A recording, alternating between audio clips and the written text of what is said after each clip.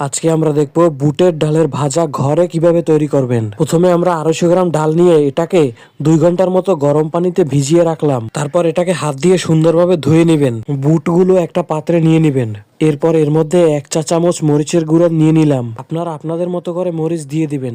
এরপর এর মধ্যে 1.5 চা চামচ হলুদের গুঁড়ো নিবেন। আপনারা চাইলে এর থেকে কমও দিতে পারেন। তারপরে এর মধ্যে 1.5 চা চামচ লবণ দিয়ে দিবেন। এরপর 1/4 চামচের 1 চা চামচ জিরার গুঁড়া নিয়ে নেবেন। তারপর 1/2 চা চামচ গরম মশলার গুঁড়ো নিয়ে নিলাম। তারপর এটাকে সুন্দরভাবে আমরা মেখে নিলাম, যাতে মশলাগুলো সব দিকে ছড়িয়ে যায়। আপনারা চাইলে আপনাদের মন মতন মশলাগুলো দিয়ে দিতে পারেন। আমরা এটাকে খুব সুন্দরভাবে মাখিয়ে নিলাম। দেখতেই পাচ্ছেন, দেখতে অনেক কালারফুল হয়েছে।